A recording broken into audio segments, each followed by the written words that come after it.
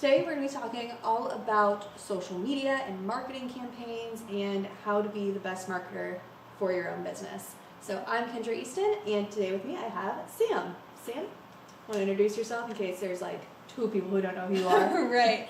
I'm Sam Christensen. I'm a content marketing specialist.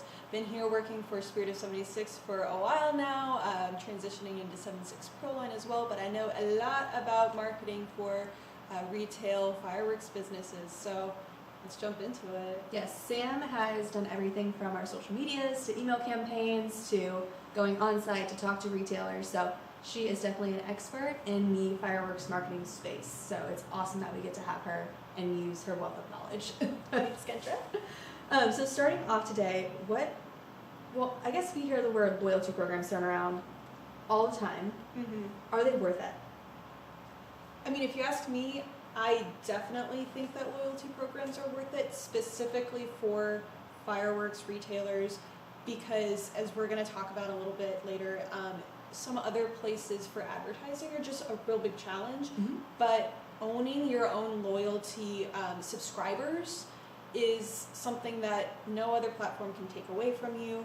Once you have those subscribers, you can talk to them through one-to-one communication that way, and you can track how many people are opening your messages, how many people are clicking your links. You can send them coupons directly.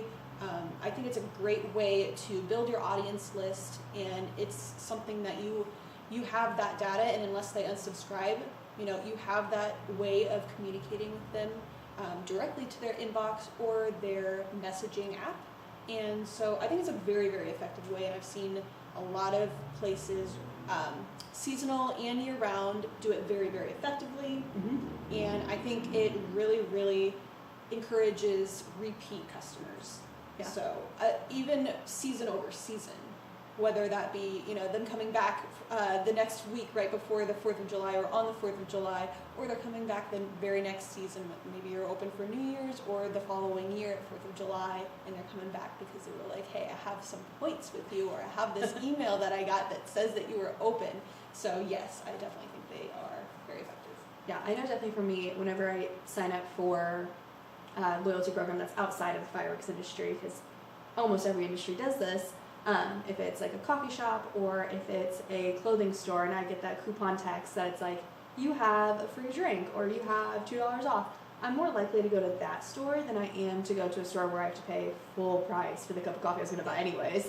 It's the best feeling to feel like you get some points and, oh, hey, I remember that they exist because I gave them my information and I had a really good experience there, and that's why I gave them my information. So, and it's really nice because it's very simple to build these lists.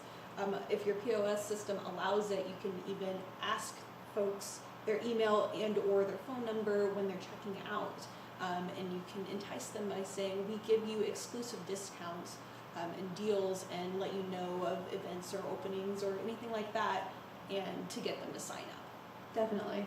Whenever you're looking at, for example, an email campaign or a social media campaign, how do you really gauge if it's successful or not? What are some tools or strategies that you implement? Yeah, that's a great question.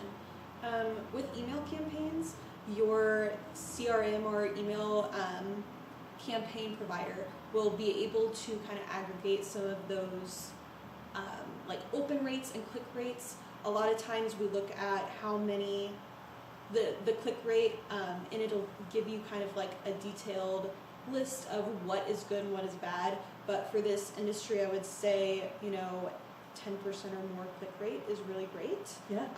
For fireworks are fun. It's not kind of like you're getting an email about like insurance or anything that's it's a more fun industry, so we do experience higher click and open rates, so that's really good. So definitely utilize your CRM system to see how well your email open and click rates are doing.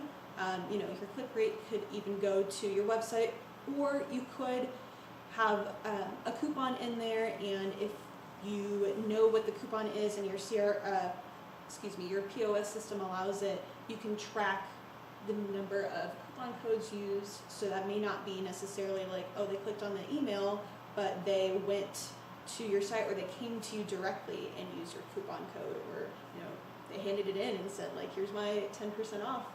So that's a way to track it. So definitely lean into those reportings. And for social media, kind of same concept. Any platform you're using will kind of have some analytics built into it. So you can kind of see what works, see what doesn't, see what gets engagement, see what doesn't. If you don't feel like using each individual social media platform, you can do something like Hootsuite or Sprout Social that sends it all out, where you can schedule items out, but also you get the analytics all in one place. So you're not managing like your Facebook, your Instagram, your TikTok, and your Snapchat, or all different places. So you can kind of aggregate in one area and see, how things are going and where folks are actually engaging with your content. Yeah. And Definitely. so, yeah. Does that kind of answer your question? Yes, for sure. So there's a bunch of different ways that you can really do it. One thing I like that you said was scheduling out your posts, because that's one thing that you don't want to do on the 2nd or 3rd or 4th of July, is to be on your phone on Facebook trying to be like, okay, did I spell every word right? Did the image attach correctly? It's so nice to be able to set it all out 2 weeks in advance and just let it do its thing, and then that way you can be talking to your customers and actually selling your product, meeting your customers, learning them. Absolutely, yeah. Build out your content calendar for the season. Let people know when you're going to be open. If you have any special events that you've got going on through the season, let them know about that. And schedule those posts out. You can easily do that natively through Facebook, Instagram. The Meta Business Suite is great for that. And then there are other apps as well. I know TikTok, you can schedule things on the desktop app. And I'm not sure about Snapchat, but I know that there are other ways you can schedule things on LinkedIn as well. But for fireworks retailers, we tend to focus on Meta, which is Facebook and Instagram. And TikTok has been a big player as well. And then I would say also, trying with Snapchat. But hey, if you feel like you're too busy and you kind of don't really know very much about social media, have one of your social media adept employees help you out and build out a content calendar, or even just say, hey, whenever it's slow, go take some content and put it up on the internet and make sure it's appropriate, and then put it up, and you might be able to get some additional views there. Yeah, your Gen Z staff is perfect for this. They were basically just born with a phone in their hand. They know all the trends, they know what's popular, so just double check that they're not doing anything illegal when they do it. Right. And they'll definitely be a massive help to you. Yeah. And they know your product, and then when people walk in the store, they recognize them, and it's kind of like a fun, interactive way to bring social into real life. Yeah.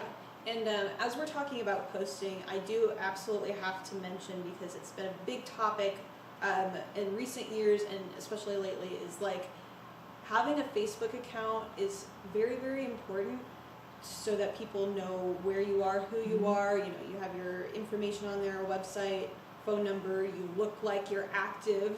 But Facebook restrictions have been getting even more strict on fireworks, basically fireworks content. And so firework retailers, wholesalers like ourselves have been kind of punished basically on that platform. And it's not really getting a whole lot better, as we've seen. So in recent months, my strategy has been more of have the presence, make sure your information is correct, post to your stories, just be careful, don't mention fireworks. Unfortunately, tell people when you're open, tell people that you're there. You can message with people directly who, comment and message your profile directly. But when you're posting something to the world, you got to be really careful, because some of that content is going to be flagged by their AI bots that are, flagging some of the sensitive content, and that could really hurt your Facebook profile. And we don't want that. We don't want anyone to be in Facebook jail. So just keep that in mind. The plus side is, though, that Instagram, which I kind of like to think of as it's like hipper, younger sister, Yeah. is kind of connected. You can use the Meta Business Suite to kind of post to both, but Instagram doesn't have nearly as many restrictions at the moment. So we've seen a lot more success and freedom there to be able to post things, and I think if you put more eggs into that basket and really hone in your strategy there, you can find a lot more engagement and potentially more customers on Instagram. Yeah, I've definitely seen an uptick on Instagram, especially with businesses inside our industry and outside of our industry, using the stories features, where they'll post 5 stories to 8 stories a day, but half of them have some sort of call to action, like either a rating of like, do you like this firework? And then you can like pull a little firework over on a little scale, like yes or no. Yeah. Asking your customers questions like, do you prefer loud or quiet? Just to kind of get that engagement on that story. Because once your customers start clicking on that story or holding down at that story, it's going to tell Instagram this person likes you more, so you're going to kind of get pushed to the top of their feed. Yes. So we'll really help you get seen more by putting those call to actions. Yeah, for sure. Utilize those stories because they show at the top of the social media profile, such social media platform, and people can see it super easily. And then it goes away in 24 hours, but you can still keep that post and post it later as well. So. Yeah. I would definitely say too, if you're using that stories feature and you're talking on it directly to your customers, put captions on it because no one turns their sound on nowadays. So if you have your captions on it, even if someone has their phone on mute, if they're either on the train commuting or they're sneaking their phone at work looking at it, they're not going to have their sound on. So having them to be able to read the captions makes it to where you can really reach out to your audience. Yeah, and that's something super easy. It's like one click on the edit screen and your captions are generated. So yeah, absolutely, that's definitely a tool. Yeah, definitely a great feature. Yes. Whoever decided to put that on there, Meta, chef's kiss. Right. We hear a lot of retailers use the Google Business Profile a lot. For those that don't know about it, can you kind of give a brief synopsis? Yeah, the Google Business Profile, everyone is familiar with Google. If you look up a business, typically next to the search results, you'll also get the profile of that business, right? And so that tells you the name, the location, gives you some, the contact information, phone number, website, email, all that good stuff, gives you some photos of the location. It also, very importantly, shows your reviews. So, and it can show you how many folks have reviewed you out of 5 stars. That kind of gives people an idea of the foot traffic that you get and the quality of service that you get, as well as, the quality of your store, your prices, your selection, things like that. So generally, if people are having a really good experience at your store, you're going to get highly rated and people are going to see, hey, 4.8 stars, 500 people have gone to this location. I'm going to check this out for my fireworks shopping because they seem pretty reputable. So yeah, Google Business Profile is extremely important. It is a lot more important than even just having a Facebook account, which I still recommend just for search results. But yes. Yeah, coming up in Google search results are big, and having that profile is huge. Yeah. And what's nice is I actually think that since COVID, since a lot of businesses have become hybrid, they have updated their ways of kind of registering your business on there. Oh, and nice. Making sure that you're a legitimate business. Yeah. So, I looked at it the other day, and there are different ways. You don't have to necessarily have a postcard mailed to your location for folks who are like, hey, I'm seasonal. I only open my stand, for a couple of weeks out of the year. I can't get mail there. Well, there are other options now, so that's awesome. A big plus. Yeah, would you say it probably takes like an afternoon to do the bulk of what you need to do on Google Business? So yeah, Absolutely. super quick to do. Yeah. Spend an hour or two on it, make sure that all your information is correct, and then be a little patient with the review process. If you're just, making your profile for the very beginning, be a little patient with that because it can take up to 5 business days. Just make sure all your information is correct, and then whenever you're live, start prioritizing getting reviews, because that is going to tell other shoppers and interested folks how reputable you are. Definitely. Yeah. having a sign at checkout with a QR code that someone can scan that says like, did you like your experience? Leave us a review. Is a really nice way to remind your customers that they can leave a review if they did like their products, or if they really like their experience in your store. Maybe there's something really unique that you do that your competitors don't. So it's really where other customers that have never been to you can kind of preview and see like, ooh, do I want to go? 100%. And make sure your staff, especially like any staff who's extremely friendly and extremely personable, they're going to have a big impression on your customers. So if they're like, hey, if you really enjoyed coming in, please consider leaving us a review. Because unfortunately, we can't incentivize leaving Google reviews, and it's definitely against the rules. But I mean, genuine human connection, your staff can definitely go a long way in enticing them to leave that review. Definitely. Yeah.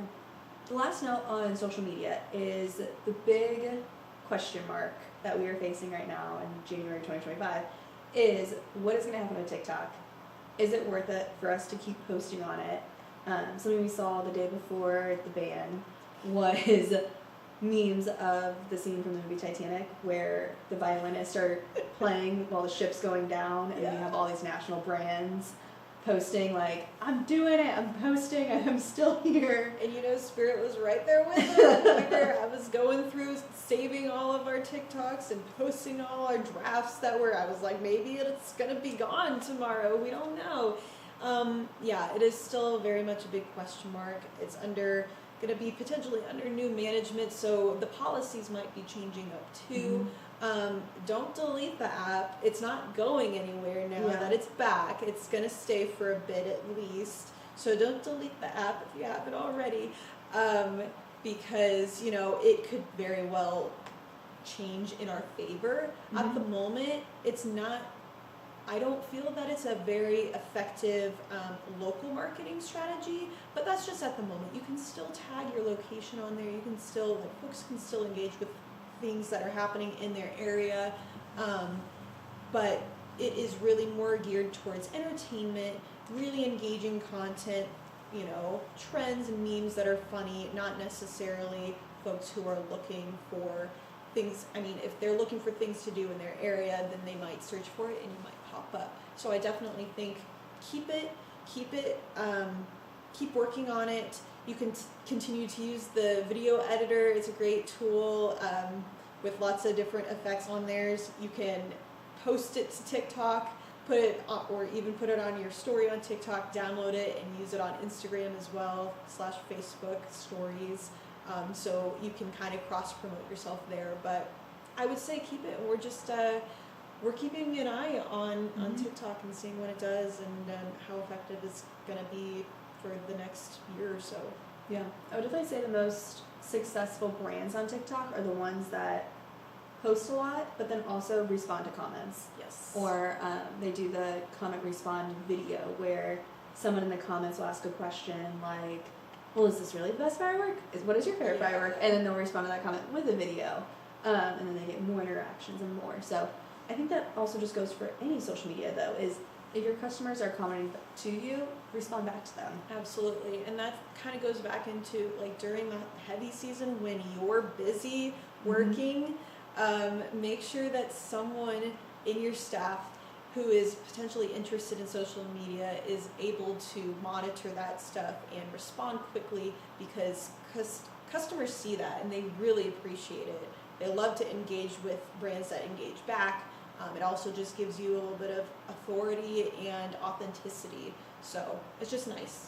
Yeah. Nice to be able to do. And it bumps your algorithm up a little bit so that folks will be more likely to see your posts and interact with them. Definitely. Moving away from the unknown and the challenges within digital marketing, we have this thing called traditional marketing, which is like your billboards, your flyers, your radio ads. How are we seeing that in the fireworks industry as of 2025? Yeah, so it's so wild because a lot of other industries have been moving digitally all their advertising and marketing dollars to be able to reach people online, which makes sense because we live in an online age, a digital age. But for fireworks, we really can't do that very much. There's not a whole lot of places online where we can pay to advertise for fireworks because it is a regulated good, especially depending on your location and legality. So we have seen for very many years a big success in traditional marketing for firework retailers. Definitely lean into your billboards, your signage outside your store. Make sure that you have at least signage outside your tent stand or store, and some curb appeal that way that lets people know immediately as soon as they see your area, hey, that's a fireworks shop. But billboards are also really great. You can tend to find some really affordable options, even just for a few weeks while your tent is up in your area. So definitely utilize that, because if you're in a good location, people will flock to you, especially too, because that shows people where to exit to go to your location. So we like billboards. We like radio ads. Even people still listen to radio. Did you know that? No. A lot of people do still listen to radio. So I would say, consider that honestly we've advertised our tent on local radio stations for several years in a row, and we've gotten a lot of success with that, surprisingly. And that's one of those things that you can kind of come back and measure in your tent, your stand, your store, where people are finding you. And so when you want to measure that foot traffic, a lot of people, whenever they came to our tent, said that they heard about us on the radio. Yeah, definitely. Yeah, and TV as well. TV can be really powerful, especially like local news stations. Sometimes you can even get like free TV advertisement on a local news station if you tell them that, hey, we're hosting a safety event. Hey, we're hosting a firework demo. And someone will go out there and kind of cover you and put you guys on the news, and then, hey, that's free coverage. Yeah. The best way to kind of let those outlets know about it too is called a press release. Essentially what it is, you can look it up online. There's a bunch of different templates and forms that you can do it, but it's essentially a letter that you write to the newscasters or the reporters, and it lists out all of the important information that they could pick it up, read it, and that's their newscast. So you want to be sure to put like the dates, the details, what it is, who you are, who your contact information is, and then that way they can reach out directly to you with more questions, or sometimes they'll just directly report about that on the news. Something definitely, if you do like a safety Saturday like we do at our tent, we'll write up a press release for that, and we'll send it to all of the publications around town, radio, TV. We live in a college town, so there's a lot of journalism programs, so we'll send it to them as well. Really just anything to get the word out about your events is really helpful. We actually sent it to a couple radios, and I went on like a radio talk show and just talked about fireworks for like 30 minutes one day. That was the weirdest thing I've done in a while, but it was something that was free of charge because we sent out a press release and made that effort. Not everything's going to be free. You might have to pay for an ad or two here and there, but that's the cost of doing business sometimes. Absolutely, yeah. If it gets people into your location to buy fireworks, then it's worth it. Yeah, and to your point, the press release is great because it also positions you as kind of the industry expert in your area, and news media really like to be able to talk one-on-one with those experts. So if you position yourself as that, then they might just give you some free coverage and come to your location and talk to you. Definitely. Yeah, it's always really nice to just be friendly, neighborly, share the information, and maybe pick it up. Yeah. Awesome. Yeah. So we've talked a lot about loyalty programs, social media, traditional marketing, setting up your Google business account, how to track and strategize it all. Is there anything else that we should talk about or go over today? Actually, yeah. I think there's probably a topic that you could help cover a little bit, which is kind of, pricing in your store and pricing strategies and discount strategies that you see work. As you've managed the fireworks tent a couple of seasons in a row, so you've kind of seen how that goes. What do you think works? Yeah, pricing is a beast of a project, especially if you've never done it before. Maybe you're a brand new retailer or you're entering into a new area. You really need to know your customer base. So what kind of area are you in? Are you in the area with a bunch of families? Are you in the area with a bunch of young people that just want really loud stuff? That kind of goes into what are you going to purchase. So then once you have your list of items that you need to purchase, how I like to do it is I start at the end and work my way back. So I'll take my kind of wish list of products and I'll take my price list and I'll figure out, okay, what am I going to charge for this product before I even buy it? And then from there, I'll look and I'll see, great, I have 10 $20 fountains. I can't sell 10 $20 fountains. So I'll boot a few out and bring some in at different price levels. So that's the first key thing, is making sure that you have those price levels for all of your customer types. Because there really isn't one type of person that buys fireworks, we've learned. It used to be the middle-aged man with disposable income that bought fireworks. We're not seeing that anymore. We're seeing a lot of young families, we're seeing a lot of singles, we're seeing a lot of the older generation still coming back and wanting to buy those fireworks. And there's no one rule for it anymore. No. So making sure you have those different sections really helps. Another thing that really helps is discounts and planned discounts throughout. So people really love BOGOs. Oh my goodness, do they? Love them. But you just need to make sure you're BOGOing the right type of product. Yeah. Because it's really hard to BOGO a 500-gram cake for $200. It's not going to work. But you can maybe find a cake that is a little bit more on the inexpensive side, cut just a teeny bit into your margin and BOGO it. And that's helpful. One thing that we found to be really successful this year is we set up 4 6-foot long tables and filled them with 200-gram cakes that were around that $13.99 retail price, and we actually retailed them for $79.99. Yeah. So we called it a pick 6 table, and you just got to mix and match your set of 6 cakes. So it worked really well with the young families actually, because the parents were able to come in and then they saw that table and they're like, all right, you pick out 3, you pick out 3, go. You don't get any more than that. Yeah. And so that was a really helpful way for parents to go in with a budget and actually be able to stick somewhat within their budget. And then of course they go and they pick up stuff from the checkout line and Yeah. oh, I want a little bit of this too, or Right. you gotta have the Roman candles, you gotta have the sparklers. Yeah, if you walk in and your budget is $100 and you've got a family to entertain, then a pick 6 for roughly $80 is Mhm. great, because then you can supplement that with some sparklers, some snappers, some Mm-hmm. rockets, and then if it goes a little bit over budget, that's okay, because you feel like you've got a really good deal with these cakes Yeah. in this one section. So you feel like, yeah, that was a great shopping experience. Yeah. Another thing we did was like a $1 sparkler table, where all the sparklers on that table were $1. So it keeps it really easy, really simple. You pick the sparklers that fit within that price range for your table. So that's where it kind of goes back to before you purchase it, think, okay, what sales do I want to run and how am I going to get there? Another thing that we did was doing sales earlier in the season. So pre-sale before we really start opening, selling things online. That's where we have our biggest sale. We typically do a tiered sale where the more you spend, the higher percentage off you get.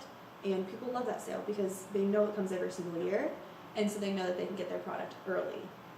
They get what they want, they get the best price for it, so people really like that. So if you're in a position where you can do a sale like that, or maybe it's the first couple days that you're open, you do that type of sale to really get people in, it's not only going to help get your sales up, but it's also going to help that congestion that happens on the 4th of July, because everyone waits until the last minute. Yeah.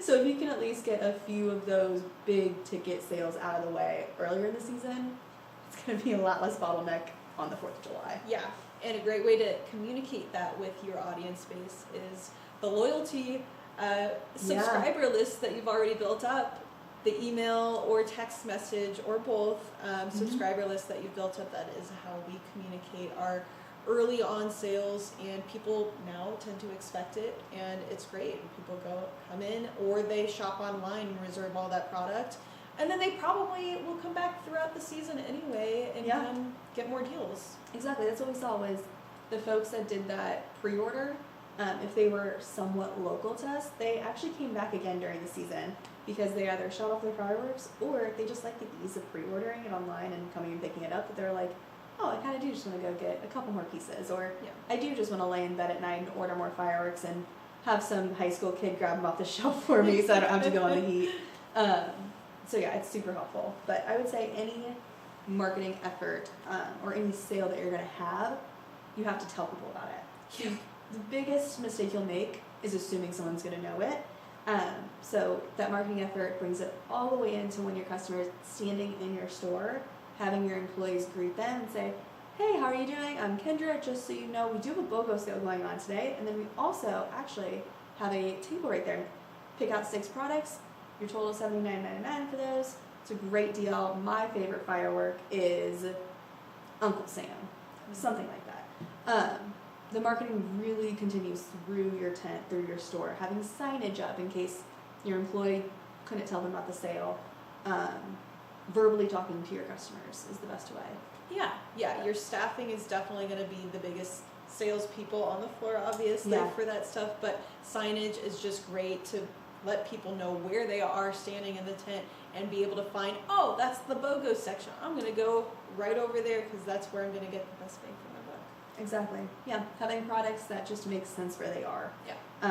Really helps the shopping experience. So definitely the biggest thing right there is tell your customers if you have a sale, because otherwise they're not going to know. Yeah, make it super prominent. Put it on the outside of your location as well. Mm-hmm. You see, I mean, I don't know how many times I drive by I-70 and see the tents and the stands that are up that are like BOGO 10 fireworks, you know, all those crazy stuff.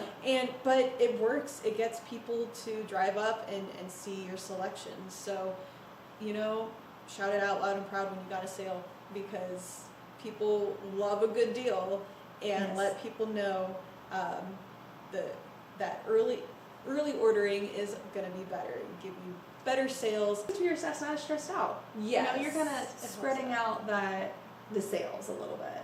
Yeah. So then you're not running around like crazy on the 4th of July because you have 100 people in your store and you're like, oh my gosh, how am I going to do this? And your customers don't want that either. They really don't. Like, 4th of July should be like last minute stuff we're getting. But you should be able to get all the bulk of your shopping done early when the sales are better. Yeah.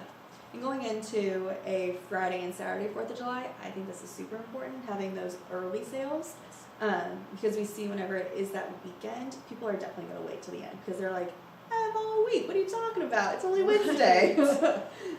So any way that you can incentivize those customers to come in early, you're only going to thank yourself on the 4th when you're not just drenched in sweat because you're running around eating half of your lunch. Yeah, and probably don't put your sales out until the 6th or the 7th this year, because I have a feeling that a lot of people are going to be shopping on Saturday as well. Yeah, definitely keep your after 4th sales a little more fluid in your planning.